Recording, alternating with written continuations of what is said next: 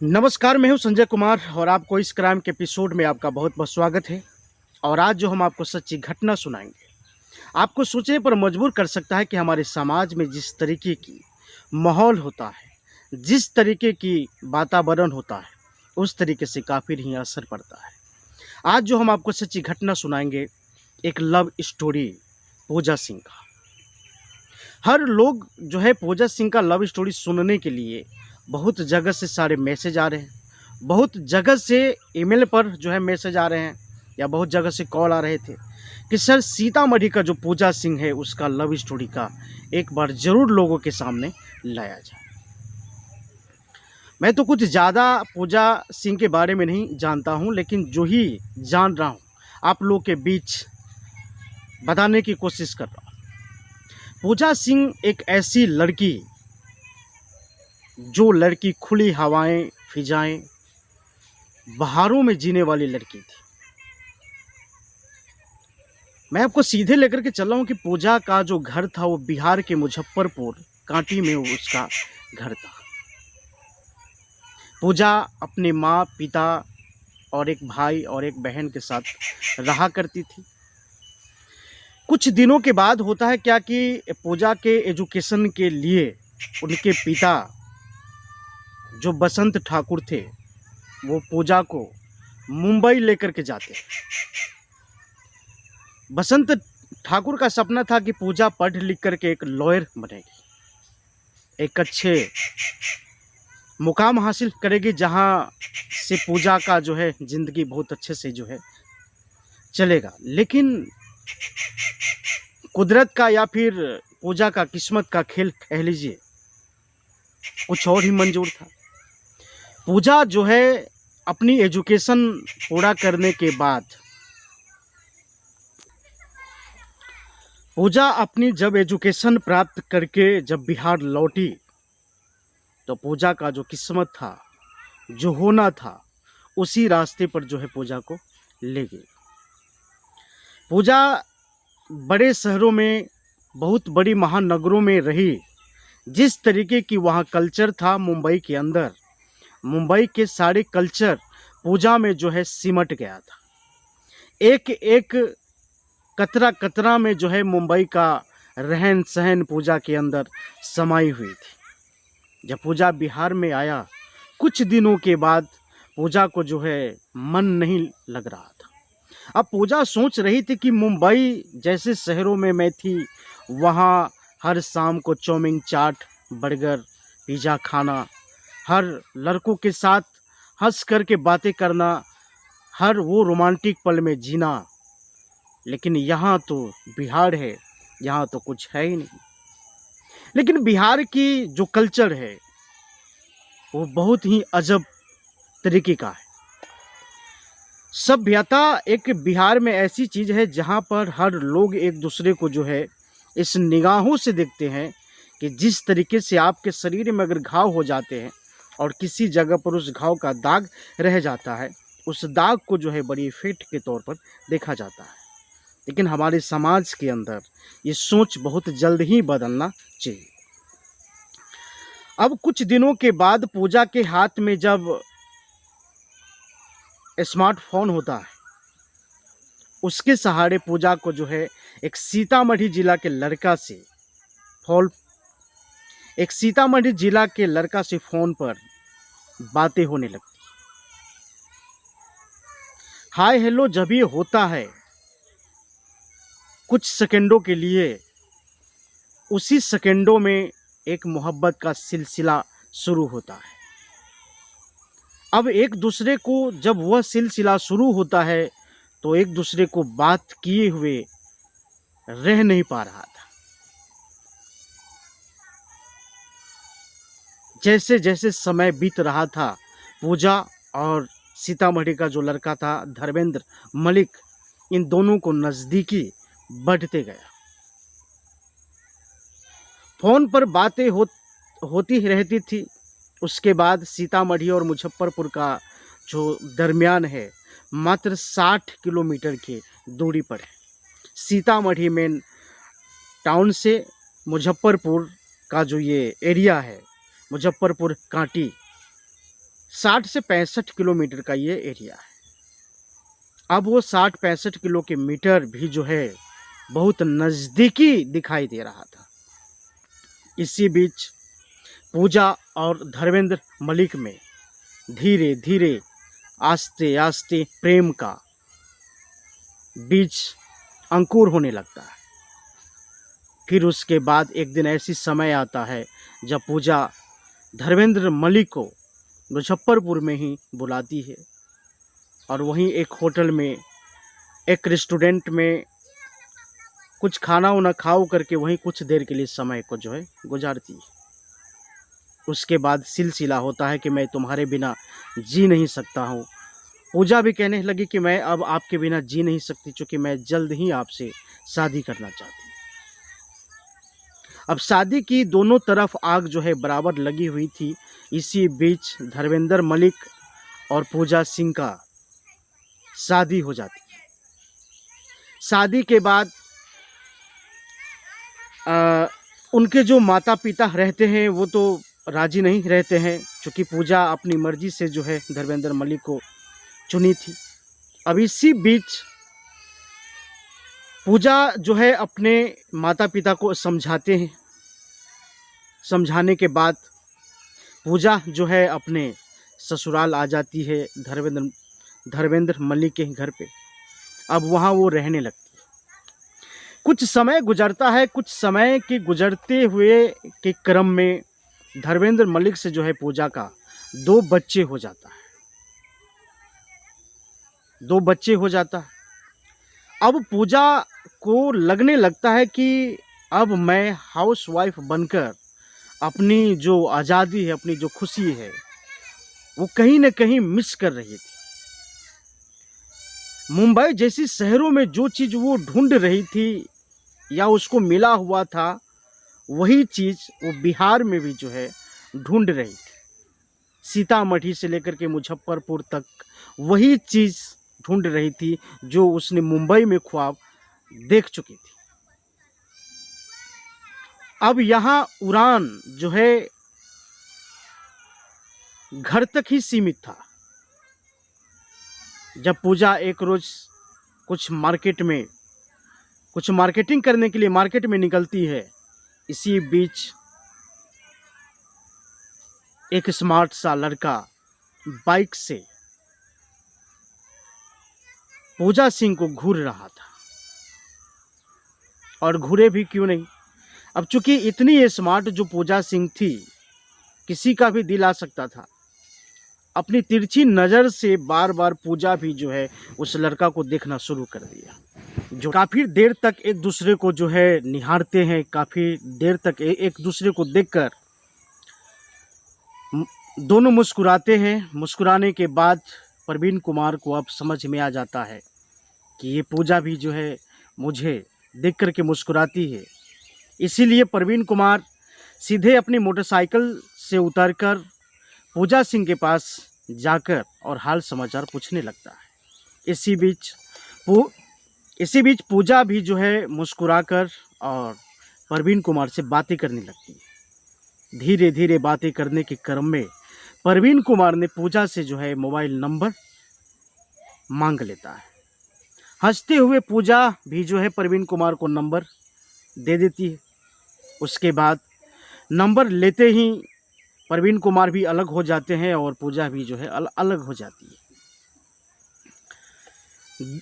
उसके बाद से प्रवीण कुमार को नहीं तो सुकून मिल रहा था और नहीं शांति, नहीं चैन। सिर्फ उसकी आंखों के सामने बार बार पूजा का ही चेहरा नजर आ रहा था। अब इधर मार्केट में मार्केटिंग करती हुई पूजा बार बार अपने मन के भीतर सोच करके और मुस्कुरा रही थी कि अब क्या होगा, आखिर ये लड़का है कौन जो इतनी रोमांटिक में बातें कर गई और मेरे नंबर भी जो है लेकर के चला गया। अब पूजा को एक भय सता रहा था कि कहीं ये रात को जो है फ़ोन नहीं कर दे। अब इसी बीच से लेकर के शाम तक अपने जब घर पे मार्केटिंग करने के बाद से जब पूजा अपने घर पे गई तो इनका जो निगरानी था वो अपने मोबाइल पर था।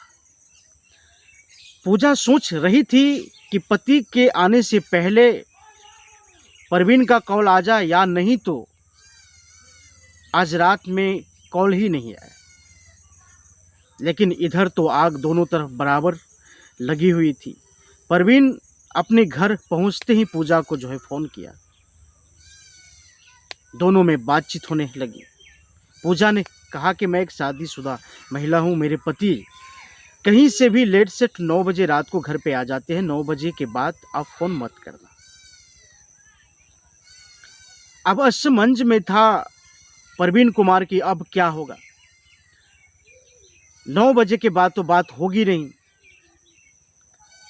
लेकिन उसकी कल होकर के लगातार दिन भर जो है बातें होती रही।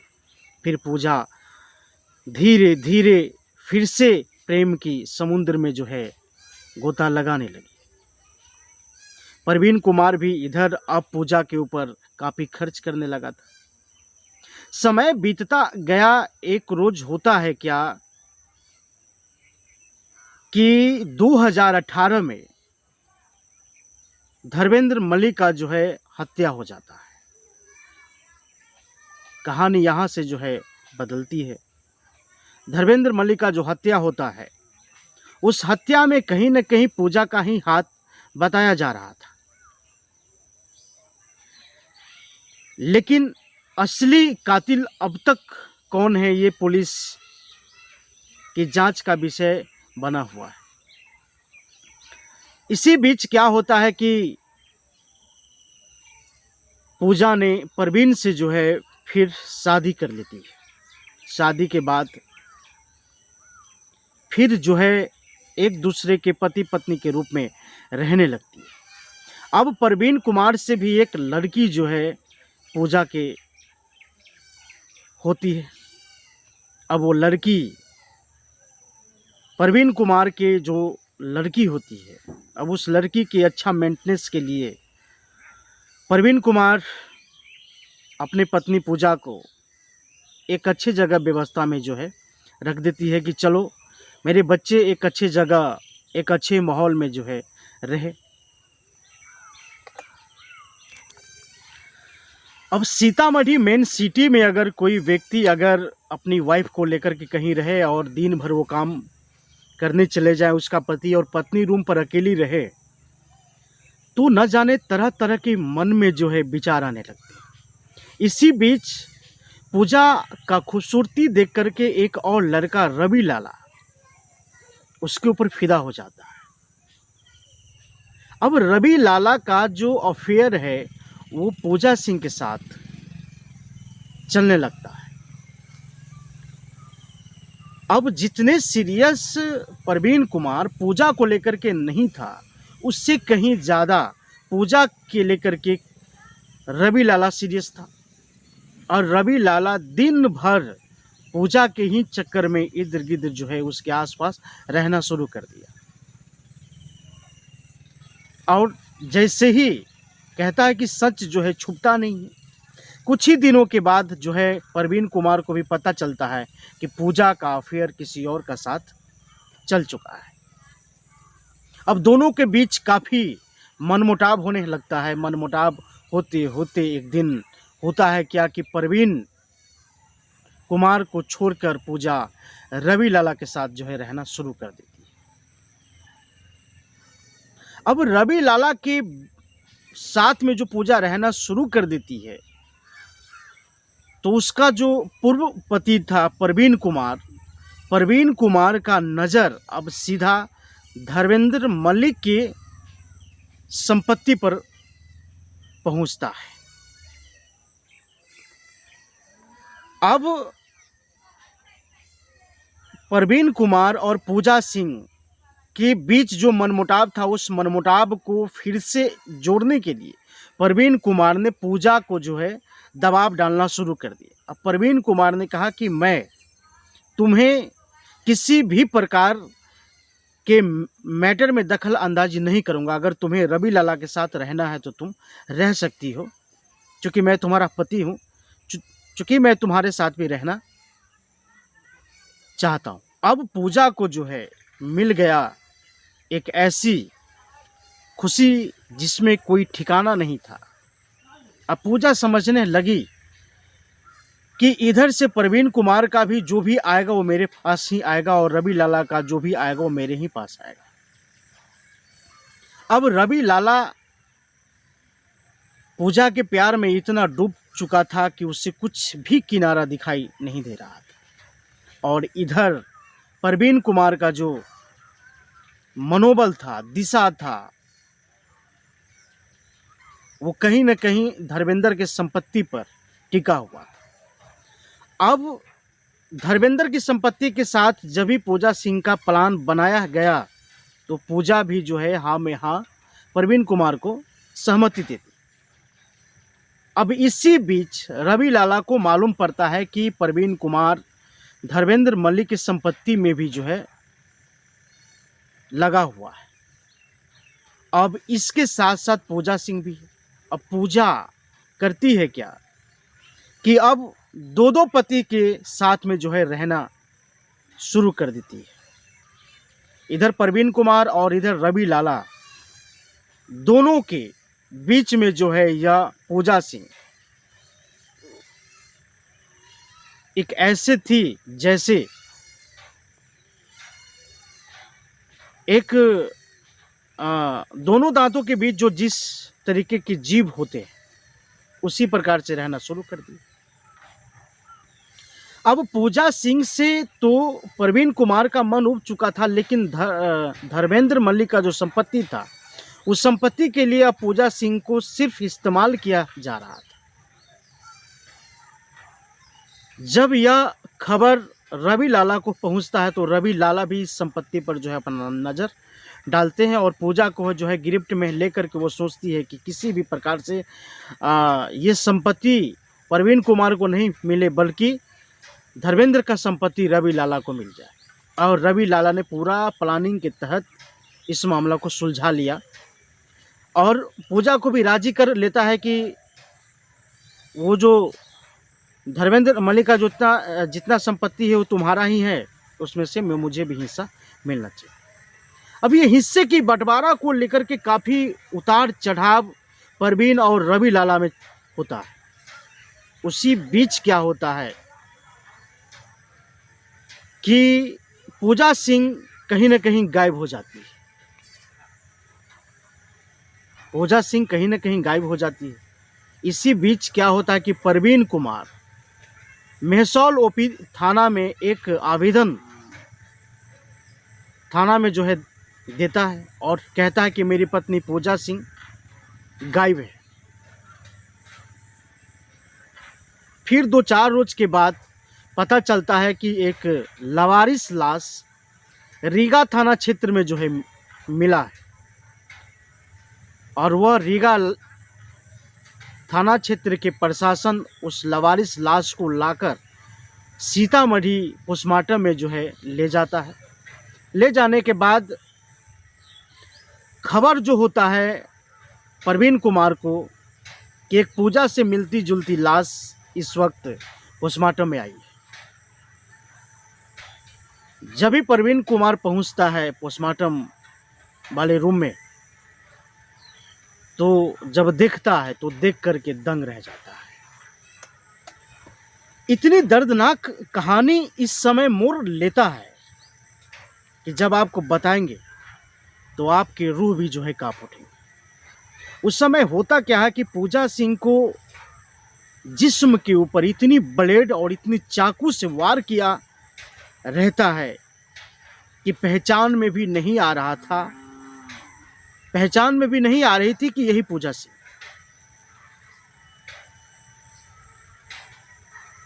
जिस तरीके से ब्लेड की हर जगह, ब्लेड से हर जगह उसके ऊपर इतनी वार किया गया था कि पूरा चेहरा पहचान पाना मुश्किल हो गया था। बल्कि चेहरा नहीं बल्कि पूजा सिंह के जिस्म के एक एक जगहों पर कम से कम तो सैकड़ों ब्लेड मारे गए थे और सैकड़ों चाकू मारे गए थे।